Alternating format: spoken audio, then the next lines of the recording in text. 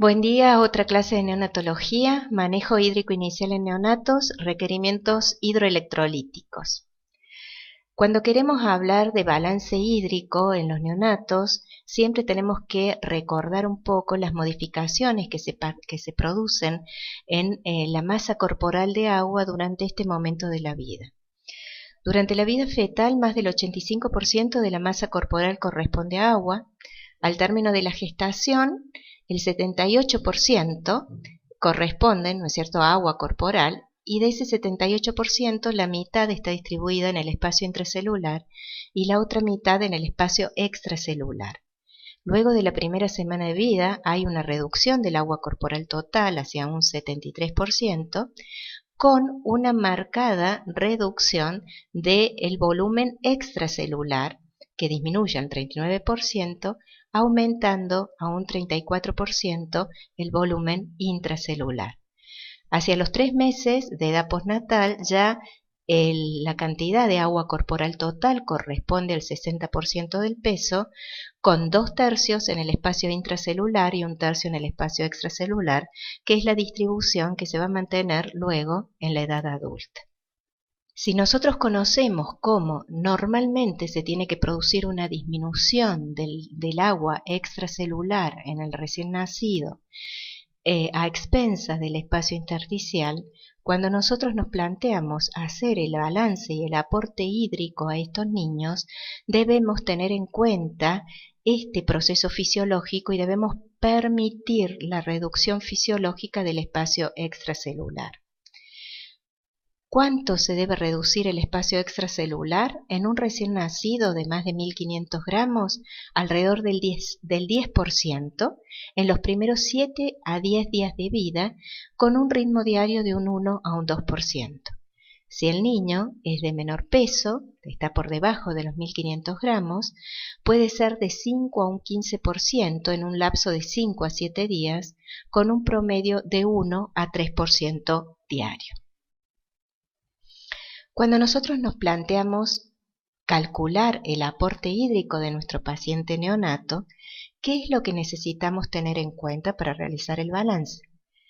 Necesitamos las variaciones de peso, los ingresos cuantificables, las pérdidas cuantificables de agua y las pérdidas insensibles de agua, y vamos a tratar cada uno de ellos. Las variaciones de peso se van a tomar en base al peso del paciente al comenzar el periodo al que corresponde el balance. Si nosotros vamos a hacer un balance de 24 horas del paciente, vamos a tomar el peso que tenemos en el momento de realizar el balance en relación con el peso que tenía 24 horas antes este paciente. Y siempre tenemos que tener en cuenta cuál es el peso de nacimiento, porque recuerden que tenemos que manejar el descenso de peso diario, pero también el descenso de peso total en relación al peso de nacimiento. Los ingresos cuantificables, ¿cuáles van a ser esos ingresos cuantificables? Lo que ingresen por venoclisis, lo que ingresen con medicamentos, que a veces no lo tenemos en cuenta. Los medicamentos a veces requieren bastante volumen para su dilución y en estos niños se hace importante ese aporte. Lo que ingresa como alimentación y lo que puede llegar a ingresar como sangre o derivados. Con respecto a las pérdidas cuantificables de agua, es decir, las pérdidas que nosotros podemos medir objetivamente, y esas pérdidas van a estar dadas por diuresis. Recordar que menos de 1 mililitro por kilo hora requiere investigación, aunque hay que tener en cuenta que es normal que un niño en las primeras horas puede no presentar diuresis.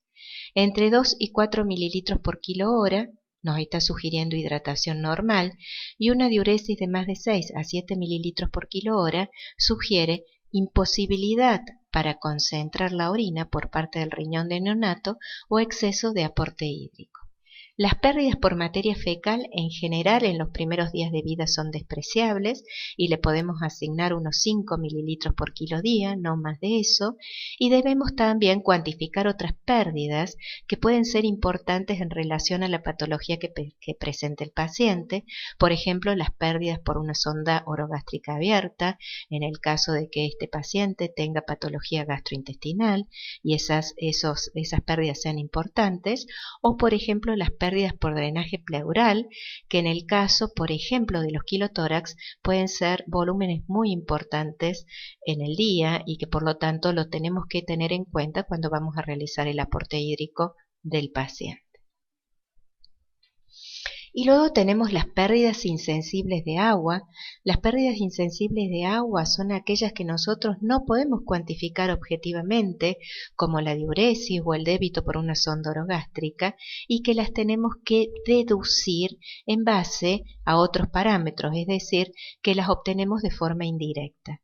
Esas pérdidas insensibles son las pérdidas de agua que se producen por perspiración a través de la piel y a través de las mucosas. En el caso de los niños, cuanto más inmaduros, más pérdidas insensibles, porque va a haber mayor inmadurez de la piel. La cornificación de la piel en los prematuros comienza alrededor de las 34 semanas y además en estos niños, además de la inmadurez, tenemos una gran superficie corporal en relación al peso que tienen. Por las pérdidas, por las mucosas, podemos esperar unas pérdidas insensibles de hasta el 30% de las pérdidas totales. Por lo tanto, si tenemos un niño con dificultad respiratoria, las pérdidas insensibles a través de la mucosa pueden ser mayores. Nosotros básicamente cuando tenemos los recién nacidos prematuros, lo que tenemos que hacer es tratar de disminuir todo lo que se pueda, generar estrategias para disminuir la pérdida insensible de agua por piel y por mucosas. Entonces tenemos que tener en cuenta cuáles son aquellos factores que pueden aumentarnos, que tienen que ver muchas veces con la tecnología que utilizamos en las terapias intensivas neonatales, o a veces tienen que ver con factores propios del paciente que nos incrementan estas pérdidas insensibles de agua. Bueno, a la cabeza tenemos la prematurez. Un paciente prematuro de 24 o 25 semanas puede llegar a perder 140 mililitros por kilo día por la piel, teniendo una humedad de su ambiente del 50%. A partir de la segunda semana ya las pérdidas insensibles en los pacientes prematuros van a disminuir dramáticamente. ¿Por qué?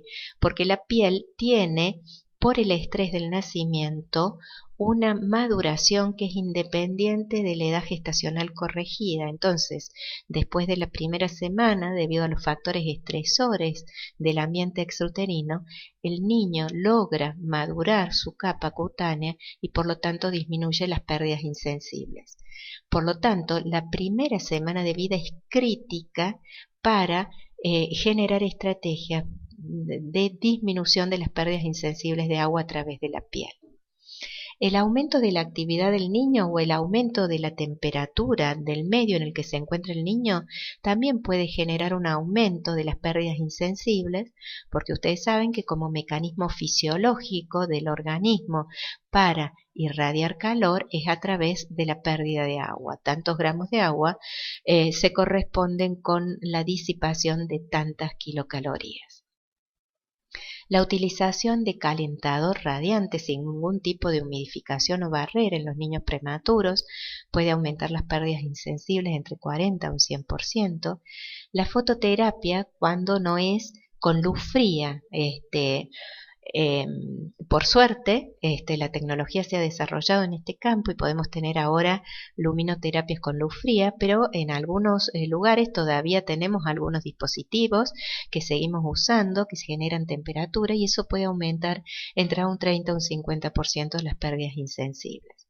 Por otro lado, otros factores del paciente como lesiones cutáneas extensas, por ejemplo, en niños con epidermolisis bullosa, puede aumentarnos entre un 30 a un 100% las pérdidas insensibles de agua. ¿Cómo hacemos el cálculo de las pérdidas insensibles? Sabemos que no lo podemos hacer por métodos directos y que por lo tanto lo tenemos que deducir por métodos indirectos y vamos a tener en cuenta los otros factores cuantificables de esta ecuación. Entonces, las pérdidas insensibles van a ser igual a los ingresos cuantificables menos los egresos cuantificables, y si el niño en este periodo del balance ha disminuido de peso, vamos a sumar la pérdida de peso, y si ha ganado peso, vamos a disminuir la ganancia de peso. En base a este cálculo de la PIA de nuestras pérdidas insensibles, podemos calcular nuestras necesidades basales, que son iguales a los egresos cuantificables más las pérdidas insensibles, teniendo en cuenta el descenso de peso fisiológico que le debemos permitir al paciente. Otro factor que nos ayuda a realizar este balance y finalmente nos va a ayudar a decidirnos con cuánto volumen vamos a construir el aporte diario de este paciente es la natremia. Una hiponatremia sugiere exceso de agua y una hipernatremia sugiere déficit de agua en estos primeros días de vida. Como es bastante engorroso darse cuenta de cómo debemos realizar el balance, yo les he puesto acá un primer ejemplo para que lo puedan ver mejor. Estamos hablando de un paciente que tiene un día de vida, quiere decir que nuestro periodo de balance es de 24 horas, su peso de nacimiento fue de 1500 gramos y la natremia que tenía al ingreso en nuestra terapia intensiva era de 137.000 equivalentes por litro. Al cabo de 24 horas tenemos un paciente que pesa 1470 gramos, quiere decir que disminuyó un 2% de nuestro peso de nacimiento. Estamos, fíjense, en un rango adecuado. ¿Se acuerdan que nuestro rango permitido diario iba a ser entre un 1 o un 3%? Y tenemos una natremia que refleja este descenso de peso que pasó de 137 a 140.000 equivalentes por litro. La diuresis de nuestro paciente en 24 horas fue de 90 centímetros, las pérdidas por sonda orogástrica fue de 5 centímetros, no tuvo deposiciones, lo que puede ser esperable en estos niños en las primeras 24 horas. Este niño recibió un ingreso de 70 centímetros por kilo día. Como nosotros tenemos los otros parámetros que nos sirven para el balance, en total en 24 horas y no por kilo, pasamos estos 70 centímetros por kilo día al volumen total en 24 horas, lo que nos da 105 centímetros cúbicos en 24 horas. Si nosotros dijimos que para calcular las pérdidas insensibles debíamos restarle a nuestros ingresos cuantificables las pérdidas cuantificables y a eso sumarle el descenso de peso, quiere decir que a nuestro paciente los 105 de sus ingresos, a sus 105 les vamos a restar los 95, que son los egresos cuantificables, que resultan de sumar la diuresis y la pérdida por sonda orogástrica, y le vamos a sumar la pérdida de peso que tuvo el paciente, que fue de 30 gramos en 24 horas. Eso nos da un valor de 40. Quiere decir que nuestras pérdidas insensibles fueran de 40. ¿Cómo tenemos que razonar esto? Al paciente le ingresaron 105 y le salieron 95 centímetros. Si no hubieran mediado otras pérdidas, nuestro paciente tendría que, fíjense que tiene un balance positivo entre los ingresos cuantificables y las pérdidas cuantificables. Nuestro paciente, si no hubieran mediado otras pérdidas, tendría que haber aumentado peso 10 gramos. Y no solamente no aumentó los 10 gramos, sino que bajó 30 gramos. Es decir, que lo que debería haber aumentado en esta ecuación y no aumentó más lo que perdió, es lo que nos da a nosotros las pérdidas insensibles. Esa agua se fue por otro lado, que es a través de la piel. Tenemos unas pérdidas insensibles de 40. Para calcular nuestras necesidades basales, nosotros dijimos que teníamos que sumar a los egresos cuantificables las pérdidas insensibles de agua. Nuestros egresos cuantificables son 95, más 40 nos dan 135. Entonces, 135 sería el volumen total a aportar a este bebé. Ahora, Si yo aporto 135 centímetros en 24 horas y yo asumo que este bebé va a mantener las pérdidas insensibles y las pérdidas sensibles de agua igual que el día anterior, ¿sí? Este bebé no disminuiría de peso en las próximas 24 horas. Y comenzamos esta clase diciendo que nosotros deberíamos permitir el descenso de peso fisiológico de estos niños. Entonces yo en este niño planifico que baje un 1% para mañana de su peso de nacimiento. Entonces, a los 135 centímetros que me dieron las necesidades basales, yo le resto el 1% del peso de nacimiento y eso me da 120. Si yo divido los 120 en el peso del bebé, 1,47, me da un aporte aproximado de 81 centímetros por kilo día. El balance no es mágico, ni quiere decir que el número que nosotros obtengamos por este balance es el que sistemáticamente vamos a poner para construir los aportes hídricos que vamos a realizar en ese día al paciente. El balance es orientador y fíjense que yo les dije recién que parte de un error, porque cuando yo programo un balance para las 24 horas siguientes, parto de lo que pasó el día anterior. Y nosotros sabemos que las condiciones de pérdidas insensibles de este paciente y de pérdidas sensibles pueden ser dinámicas. Puede ser que el niño comience con más pérdidas o que mejore en las próximas 24 horas su tasa de filtrado glomerular y por lo tanto yo puedo esperar más diuresis. Entonces son sumamente dinámicas. Por lo tanto, el número que nosotros obtenemos es orientador y cuanto más grave sea el paciente, más ajustado es el balance en horas que yo tengo que hacer, más cortos van a ser los intervalos de horas en donde yo voy a realizar el balance, porque este paciente es el que se vuelve más impredecible en cuanto a sus pérdidas sensibles e insensibles. Entonces, este número que yo tengo con el balance es absolutamente orientador. Cuando los niños tienen pérdidas muy bruscas de peso, es decir, nosotros no hemos podido desarrollar todas las estrategias necesarias de humidificación, de microclima que nosotros hacemos en los recién nacidos prematuros para evitar las pérdidas insensibles, y después tenemos que ir a reponer las pérdidas, digamos, no tomamos literalmente el número que nos sale, porque por ahí hay aportes hídricos de 200, de 250, que obviamente son impracticables.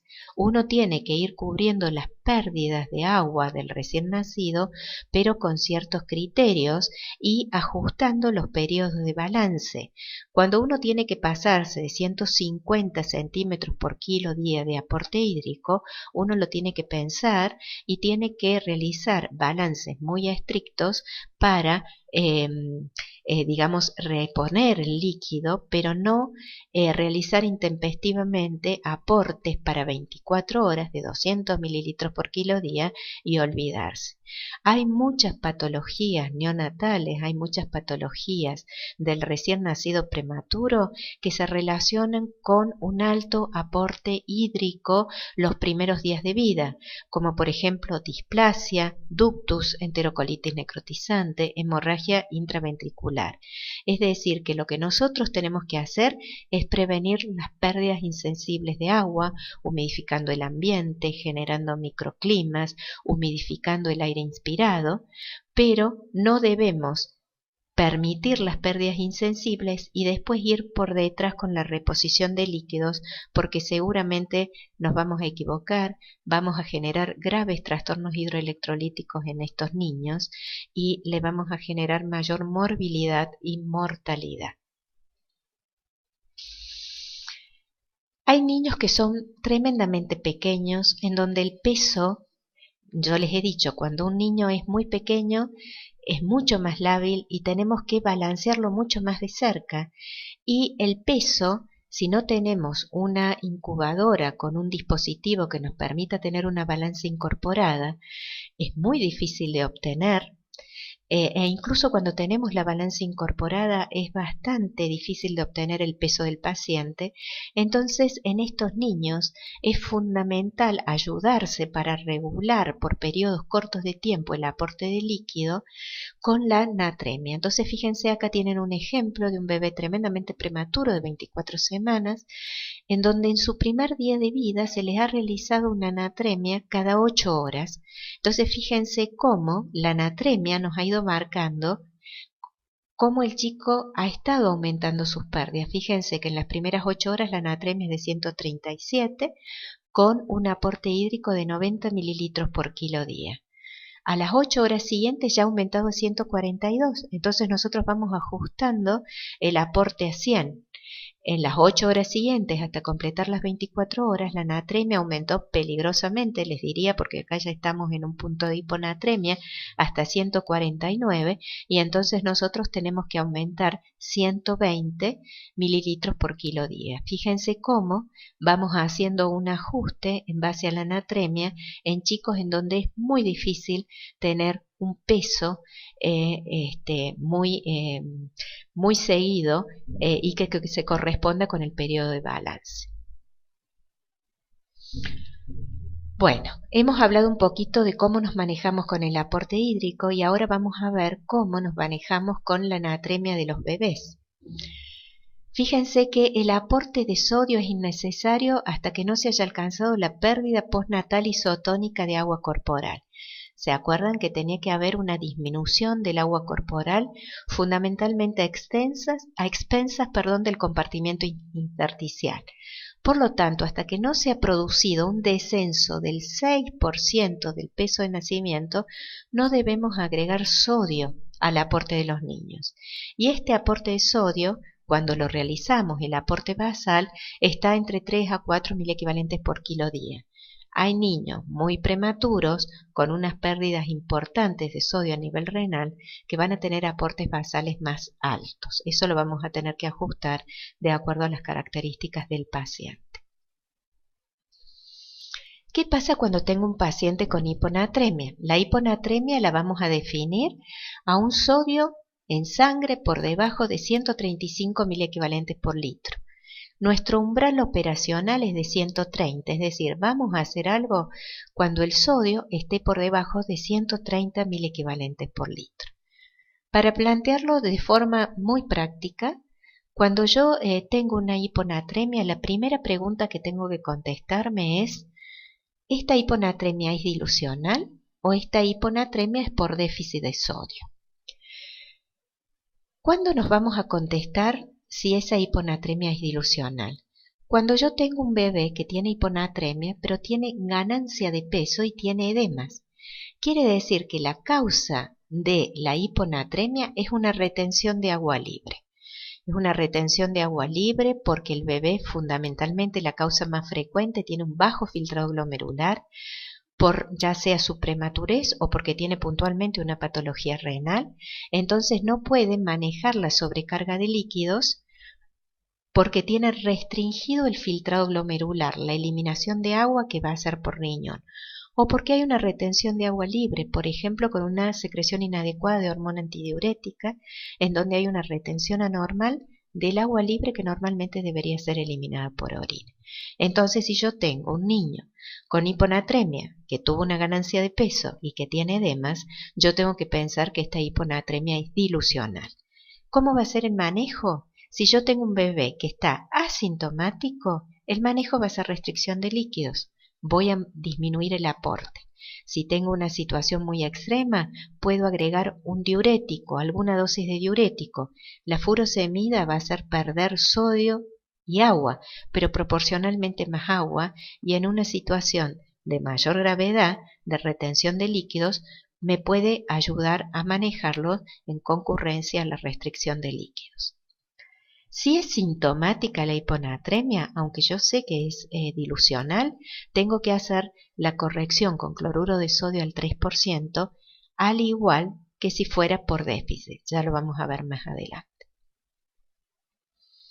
Entonces, la primera pregunta era: ¿tengo hiponatremia? Si lo tengo por debajo de 135, ya me estoy acercando a un nivel peligroso. Si lo tengo por debajo de 130, tengo que comenzar a hacer cosas en relación a ese sodio. Si el bebé había aumentado de peso y tenía edema, yo puedo decir que es dilucional y eso determina una conducta en el manejo. La otra posibilidad es que sea por déficit de sodio, no por exceso de agua. Entonces, ¿cómo me voy a dar cuenta si esa pérdida o cuándo tengo derecho a pensar que esa hiponatremia es por déficit de sodio? Cuando yo tengo un paciente con hiponatremia, pero con pérdida de peso. Entonces tengo que pensar que este niño está perdiendo sodio anormalmente. ¿Está? O no se lo estoy aportando adecuadamente, o que no le estoy haciendo un aporte basal adecuado. ¿Y por dónde puede estar perdiendo sodio? Por el riñón, porque puede haber una alteración en la reabsorción de sodio secundario a su prematurez, hay una inmadurez de funcionamiento de las bombas de sodio y potasio, por lo tanto no se puede establecer el gradiente para la reabsorción de sodio, porque hay una disfunción tubular, no hay respuesta a la aldosterona, porque hay un trastorno de receptor o posreceptor y la aldosterona no funciona a nivel del túbulo distal, o porque es un bebé con otras patologías que aumentan sus pérdidas gastrointestinales y por lo tanto la pérdida de sodio. Si yo tengo un bebé con hiponatremia, con pérdida de peso y con características que me permiten pensar en alguna de estas causas como las relacionadas con su pérdida de sodio, yo tengo que asumir que lo que tengo que hacer en este bebé es aportar, es corregir el déficit y aportar sodio. Si la hiponatremia por déficit es asintomática, lo que voy a hacer es un cálculo de déficit. ¿Cómo lo hago? A la anatremia renal, a la anatremia ideal que yo, a la que yo aspiro en este paciente, le tengo que restar la anatremia renal. Ya vamos a ver un ejemplo. A eso lo tengo que multiplicar por el volumen de distribución, que es de 0,7 o 0,9.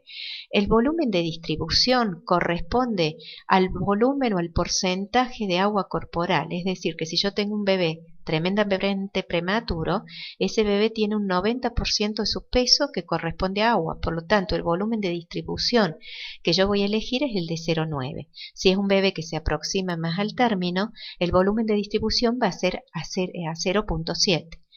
A eso yo lo voy a multiplicar por el peso del paciente y eso me va a dar los 1000 equivalentes de déficit. De esos 1000 equivalentes del déficit, yo le tengo que aportar el 50% en 8 horas y el 50% restante en las próximas 16 horas. Es decir, que yo me voy a tomar 24 horas para hacer la corrección de esta hiponatremia. La anatremia ideal a la que yo hago la corrección no puede estar más allá de 10 puntos de la anatremia real, es decir, si yo tengo una anatremia de 120, no puedo aspirar a llevarlo a este niño a una anatremia de 140 en 24 horas, sino que me tengo que conformar con llevarlo a 130. A este aporte que corresponde al déficit de estos 1000 equivalentes de déficit que yo voy a realizar en 24 horas, tengo que agregarle el aporte basal que habíamos dicho que estaba más o menos entre 3 y 4 mil equivalentes por kilo. Si el bebé tiene una hiponatremia que es sintomática, con trastorno fundamentalmente de la conciencia y convulsiones, yo voy a tener que realizar un tratamiento de corrección del déficit mucho más rápido. Las hiponatremias sintomáticas yo las puedo esperar sobre todo cuando la anatremia está por debajo de los 120 mil equivalentes por litro. Entonces, si tengo esos por debajo de esos valores y tengo un bebé con un trastorno de la conciencia, del sensorio y convulsiones, tengo que hacer una corrección con cloruro de sodio al 3%, es decir, yo voy a hacer mucho más rápido la corrección de la totalidad del déficit. La totalidad del déficit la voy a corregir con la fórmula anterior y a esos 1000 equivalentes los voy a pasar con una solución de cloruro de sodio al 10%. La solución de cloruro de sodio al 10% significa que por cada mililitro de la solución yo voy a aportar 0,5 milequivalentes de cloruro de sodio. Es decir, que yo voy a hacer una solución con el total de milequivalentes, de manera que la dilución de la concentración la dilución final de esta solución, el cloruro de sodio al 3%, sea de 1 mililitro contenga 0,51 milequivalentes de cloruro de sodio, pero no haberles hecho lío. El ritmo de infusión no debe ser mayor a 2,5 milequivalentes de sodio por hora. Vamos ahora con la hipernatremia. La hipernatremia la vamos a definir con una natremia por encima de 145 milequivalentes por litro. Cuando nosotros tenemos 150 milequivalentes por litro, vamos a hacer cosas. ¿Cuáles pueden ser las causas? Puede ser por exceso de sodio, porque se lo hemos aportado en exceso, por fórmulas, por bicarbonato, por un aporte parenteral, por un aporte inadecuado de líquido. Puede ser que lo que estemos aportando de menos sea agua y no estamos aportando más sodio, o por pérdida excesiva de líquidos, ya sea a nivel enteral, renal o por un aumento de las pérdidas insensibles. ¿Cuál va a ser la sintomatología? Irritabilidad, llanto agudo, hiperreflexia osteotendinosa, hipertonía y posición opistotónica, fasciculaciones musculares, depresión de conciencia y finalmente coma. Para hacer el tratamiento de la hipernatremia necesitamos hacer un cálculo de agua libre. ¿Cuál es la fórmula? Es decir, tenemos que calcular el agua libre de solutos que tenemos que aportarle al paciente para que se pueda diluir ese exceso de sodio que nosotros detectamos en la natremia del paciente. ¿Cómo va a ser el cálculo de agua libre? La fórmula es peso por 1 menos el sodio real sobre el sodio ideal. Acá de nuevo, el cálculo de sodio ideal no puede diferir en más de 10 miliequivalentes al sodio real del paciente. Esta ecuación nos va a dar un valor que corresponde al déficit de agua libre en litros. Ese déficit de agua libre nosotros lo vamos a aportar al aporte hídrico que por balance hemos visto que corresponde a este paciente en las próximas 24 horas. Y de ese total de volumen vamos a comprometer con cloruro de sodio el agua aportada para las necesidades basales. No deben realizarse correcciones bruscas, no más de 10 milequivalentes, de manera que la corrección total se realice entre 48 y 72 horas. Acuérdense que cuanto más crónica, más lenta es la instalación de la hipernatremia, más adaptación osmolar ha hecho la neurona y por lo tanto si nosotros hacemos un aporte de volumen muy brusco, vamos a encontrar a la neurona que ha aumentado su osmolaridad a través de la producción de osmolitos y por lo tanto corremos el riesgo de producir edema cerebral. Como esto es muy complicado y yo misma estoy ya muy trabada en estas explicaciones, vamos a ver un ejemplo. Tenemos un niño de 5 días de vida que tiene un peso de 3.500 gramos, pero que concurre a la consulta con 3.000 gramos de peso, es decir, ha bajado 500 gramos de su peso de nacimiento en 5 días. Comenzamos a analizar cuál es la causa. Tenemos una mama primeriza que no tiene apoyo en la atención de gente más experimentada en la atención del bebé, que se le ha dado el alta precoz y que se le ha indicado la lactancia materna exclusiva. Esta mamá no ha podido establecer una lactancia exitosa y este bebé por lo tanto no se ha estado alimentando adecuadamente. Ha tenido una pérdida excesiva de peso, se ha deshidratado y cuando nosotros hacemos un control de laboratorio, entre todas las cosas que vamos a encontrar, encontramos una natremia de 160 milequivalentes por litro. Muy bien, vamos a aplicar la fórmula. Nuestro bebé pesa 3 kilos, 3 lo voy a multiplicar por 1 menos 160, que es nuestra natremia real, dividida en nuestra natremia ideal. Eso nos da 0,18 litros, que pasados a mililitros son 181 mililitros.